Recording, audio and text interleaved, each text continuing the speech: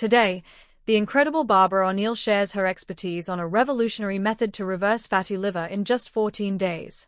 Fatty liver is a growing health concern affecting millions worldwide, but the good news is that it's completely reversible with the right steps.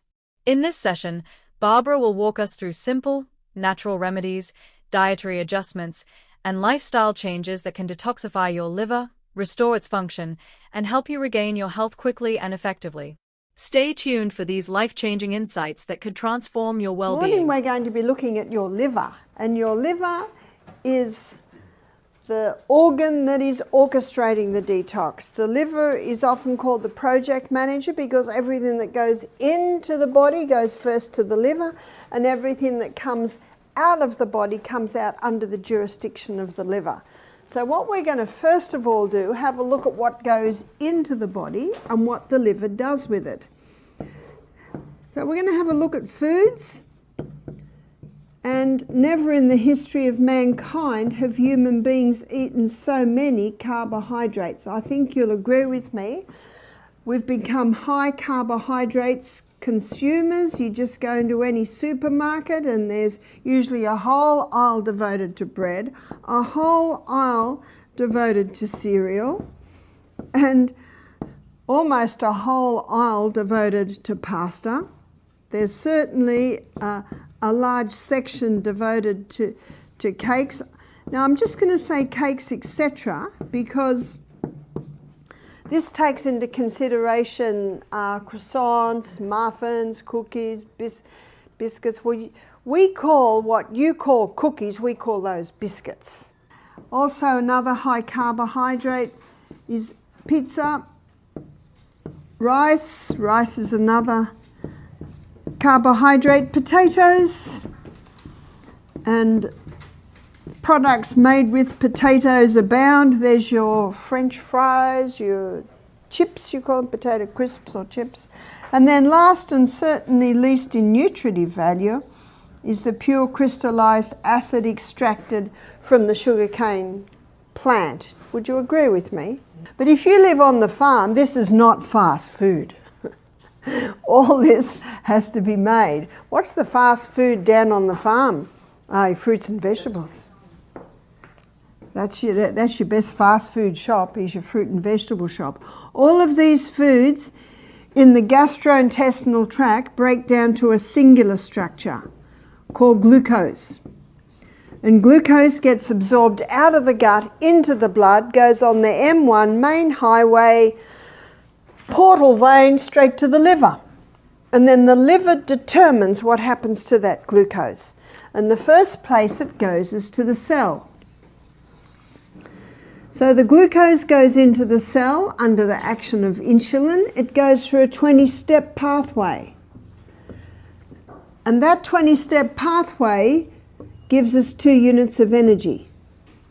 The end result of the 20-step pathway is a chemical form of glucose called pyruvate. And pyruvate is the chemical form of glucose that gets fed into what's often called the powerhouse of the cell, because this 8-step pathway delivers to us 36 units of energy. The liver, often referred to as the body's detox leader, is responsible for filtering everything we consume. However, the uncomfortable reality is that our modern diets are damaging it. Stores are filled with carb-dense foods such as bread, pasta, and sugary snacks, overloading the liver with glucose. Excess glucose is then turned into fat, contributing to the growing problem of non-alcoholic fatty liver disease. What many fail to realize is that foods like pizza, chips, and even rice strain the liver far beyond its capacity. Instead of focusing on detoxification, it ends up overwhelmed by fat. Conversely, fruits and vegetables offer relief to the liver, supporting detox processes and preventing fat accumulation. It's essential to stop harming our bodies with excessive carbs and prioritize foods that nourish and heal. You see, on this high carbohydrate diet, the poor old pancreas is getting screamed at all day. More insulin, more insulin, more insulin. But on this diet, the pancreas is getting a break and it starts to revive. People with high cholesterol levels came back to normal. And what are we told we've got to do if we want to get cholesterol levels down? stop the meat, butter, cream, cheese, eggs. Am I right? Yeah, and the drug, that's true. The cholesterol levels were coming down. Atkins scratched his head. His cancer patients were going into remission. Do you remember yesterday? And I do admit I am guilty of information overload, but cancer cells consume 15 times the glucose of any other cell. So when you drastically stop these high glucose foods, the cancer cells can actually self-destruct when they're not getting the glucose they need. What Atkins discovered is that these 3 food groups are the essential food groups. What does essential mean? Body doesn't make, you got to put it in. Fibre is essential because our gut needs to be swept every day. That's what fibre does. Essential because it's in the fibre part of the food that you'll often get a concentration of your nutrients. Did you know that the highest concentration of nutrients in the potato is just under the skin? And when you peel your potatoes, you lose that. We're very thankful to Jamie Oliver, who got people to leave the skins on their potatoes. On a high-carb diet, the pancreas is constantly being overworked, producing more and more insulin until it becomes exhausted. However, when we reduce our intake of glucose-heavy foods, the pancreas finally gets a much-needed break and begins to recover. Interestingly, individuals with high cholesterol levels notice significant improvements, not by avoiding butter, cream, or eggs, but by cutting down on carbs. We've been misled to believe these foods are harmful, yet it's the excess carbohydrates that are the true culprits. Cholesterol levels dropped, and even cancer patients observed a reduction in tumor size. Why? Cancer cells consume glucose at a rate 15 times higher than normal cells. When glucose intake is restricted, these cells are starved, slowing their growth. Foods like butter, eggs, and cream are actually beneficial. They don't cause insulin spikes and contribute to better overall health. Additionally, fiber plays a key role in gut health, helping to cleanse the digestive system and enhance nutrient absorption. Even keeping the skins on potatoes can provide a boost in nutrition. The reality is this: fatty liver disease is driven by sugar, not healthy fats. Whereas dandelion, lion is the king of the jungle, and I think dandelion is the king of the herbs in the garden, because dandelion is a bitter herb. If you were to bite it and eat it, it's very, very bitter. And you've heard the old saying, sweet to the mouth, bitter to the stomach. Sweet to the mouth, bitter to the stomach. Think of that with sugar. Sugar is sweet to the mouth but very bitter to the stomach. Whereas your bitter herbs like dandelion, they're bitter to the mouth but very sweet to the stomach, because it's the bitter herbs that stimulate the liver to release its digestive enzymes, and also the bitterness causes the stomach to release its digestive enzymes too. Dandelion is the liver herb. Your liver is a recoverable organ. It's the only organ in the body that has the ability to regrow or recover. That's why they can do a liver transplant on just a little bit of liver, and the liver will regrow. And I'm so glad that God made the liver a recoverable organ, because some of the things that people are doing to their body, in ignorance, mostly granted, if we didn't have a recoverable organ, some of us wouldn't even live past our 20s. But God, in His great wisdom and mercy, made the liver to be a recoverable organ. And these herbs help stimulate the liver to regrow and to recover. Cancer cannot get a hold on the body if the liver's working in optimum performance. Now, how can we eat this? How can we eat the dandelion? Well, there's a recipe in Europe. A friend of mine went through Europe travelling for a while, and she stayed at some of her relatives because she is German descent. And she said that they make this wonderful hot potato salad.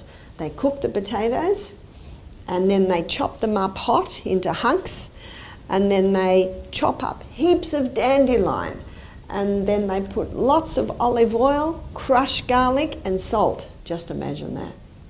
Doesn't that sound yum? Now those smooth, blandish potatoes covered with the delicious olive oil that makes anything taste nice. And that also calms down the garlic, and it also calms down the bitterness of the dandelion. So every mouthful you eat is mostly potato with that lovely oil on it, and salt, and a little garlic, and a little bit of dandelion. It's actually delicious. It sort of balances out to a delicious hot potato salad.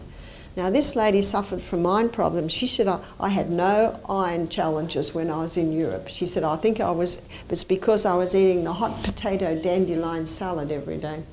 Now, what you can also do, you can buy the dandelion root that's been roasted. So that's like a dandelion coffee. And you can buy a delicious drink in the health food shop, and we sell it at Misty, called chai dandelion. A lot of people will drink chai tea, but the tea, of course, has the tannin and the caffeines in it. But chai dandelion is a delicious drink. A lot of people don't like herb teas because they say they're tasteless and bland.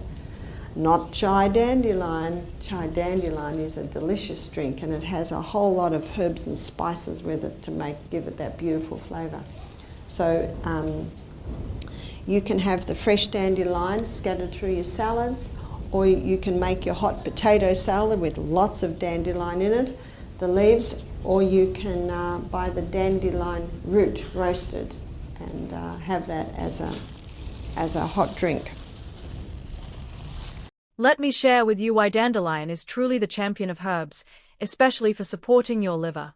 While it may taste bitter, it brings incredible benefits to your stomach and is exactly what your liver needs to heal from fatty liver. We've been misled into believing that sugary foods are beneficial, but they are quietly wreaking havoc on your liver. In contrast, dandelion activates the liver to produce vital digestive enzymes, aiding detoxification and renewal. So, how can you incorporate it into your routine? Add fresh dandelion leaves to your salads, balancing their bitterness with other greens. Alternatively, for a potent remedy, brew roasted dandelion root into tea. This incredible cleanser boosts bile production, enabling the liver to process fats effectively and eliminate toxins. That the first alkaline food I'm putting up here is the humble lemon, and you might say, no, the lemon's acid. It is. And it's acid where it should be. There's only one part in the body that should be acid. You know where that is? Stomach. It must be acid. If someone says, I've got a very acid stomach, I say, praise God. Because if you don't have an acid stomach, you can't break your proteins down. How do you know it's acid? Well, it's sore. Well, you shouldn't feel it. I can't feel it. It means you haven't got a thick mucosa lining on the stomach. We're going to look at water tomorrow, and that's made up of water. Maybe it's because you're dehydrated.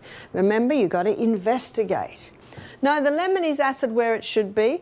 That's why you'll find that most of our salad dressings have lemon in them.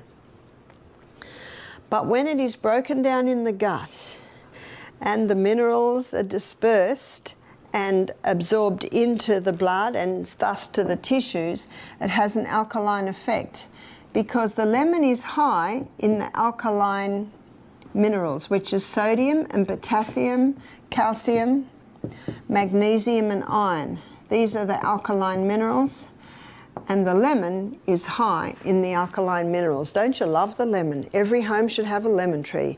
And if you're in a unit, you can have a lemon tree in a pot on your veranda. And one liver herb that many people don't realise it is the lemon. So a great drink in the morning. Remember, you wake up, have your water, have another bit of water, and then when you come near the kitchen, have the kettle boiled and put juice of a lemon in some water with a little bit of boiling water on top and have a warm lemon drink. Fantastic liver tonic early in the morning. Also, the lemon is an internal alkalizer, so that will do a few things too. According to Barbara, a liver-friendly herb that often goes unnoticed for its incredible benefits is the simple lemon. She always suggests starting your day with a refreshing lemon drink. Upon waking, drink some water first, then boil the kettle and squeeze half a lemon into a cup of warm water, not boiling hot. This creates an excellent liver tonic. Lemons are not just acidic, they act as powerful internal alkalizers. They help regulate the body's pH levels, which is essential for maintaining liver health. Have a look at ginger. Ginger can be used internally and ginger can be used externally.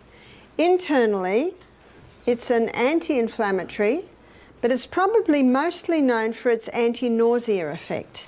If you buy car sickness or seasickness tablets, it's compressed ginger.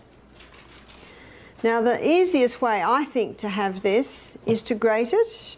So you grate it on that little grater and you'll grate about a teaspoon and you put it in a little teapot and pour boiling water on it and let it sit probably 10 minutes. Now that might be too strong for you, but I love it. I love it like that. If it's too strong, you just water it down a little bit. If someone's very cold, maybe they've been caught out in the cold or something and it's very hard to warm them up, give them a cup of hot ginger tea and it will warm them up very nicely. So it can be used for nausea, it can be used to warm a person if they're chilled or cold. And you saw too, it is one of the recipes in the flu bomb. I was at a function, it was a health seminar, and in the break everyone went and had their herb teas and there was a girl with a tiny little grater grating ginger. And I said, ginger. She said, I'm an entertainer, I'm a singer. She said, I was in Greece last year and I lost my voice. And a little Greek lady made me a hot ginger tea. She said, I sung that night. So she said, I travel with my little grater everywhere I go. So very nice on a sore throat or hoarse throat. According to Barbara, ginger can be used both internally and externally, but it's best known for its anti-inflammatory and anti-nausea properties. If you've ever had car sickness or seasickness, those tablets you take are essentially compressed ginger. I love to grate about a teaspoon of fresh ginger, put it in a teapot, and pour boiling water over it. Let it steep for about 10 minutes. It's strong but powerful. If it's too intense, you can always dilute it. Ginger tea is fantastic for warming the body, especially if someone has been caught in the cold. But here's where it gets interesting. Ginger's anti-inflammatory power also helps the liver, particularly in cases of fatty liver. When you drink ginger tea regularly, it stimulates bile flow, which helps break down fats in the liver, reducing fat buildup. Plus, it fights the inflammation that comes with fatty liver. A simple cup of ginger tea can do wonders for liver health and overall detoxification. They're different. We're all a combination of birth, genetics, experiences, and that's why I believe everyone should be their own doctor. There is another herb that you can take on the inside to get inflammation down, and that's turmeric. Turmeric's a very powerful herb internally to get the inflammation down. How often or how much? So a teaspoon 3 times a day. Sure. If it's the fresh turmeric, you would triple that dose. If it's dried, then you bring it back. According to Barbara, this herb is incredibly effective at reducing internal inflammation and is essential for anyone managing chronic conditions like fatty liver. I suggest taking a teaspoon of turmeric 3 times daily. If using fresh turmeric, you'll need to triple the amount compared to the dried form. Turmeric does more than just combat inflammation. It promotes heart health, enhances digestion, and guards against oxidative damage. Here's an important point. Fatty liver thrives in inflamed conditions, and turmeric, particularly its active compound curcumin, helps tackle this. Curcumin targets inflammation at the cellular level, which is vital since persistent inflammation contributes to liver damage and even cancer. Preparing turmeric tea is straightforward. Boil water, mix in a teaspoon of turmeric along with a pinch of black pepper to improve absorption, and let it steep. This tea not only helps combat fatty liver but also enhances overall health by detoxifying and supporting liver function. These simple, natural remedies can repair fatty liver within 2 weeks when followed consistently. Remember, your liver can regenerate, but it needs your support. If you found this advice useful, be sure to like, share, comment, and subscribe for more health insights. Until next time.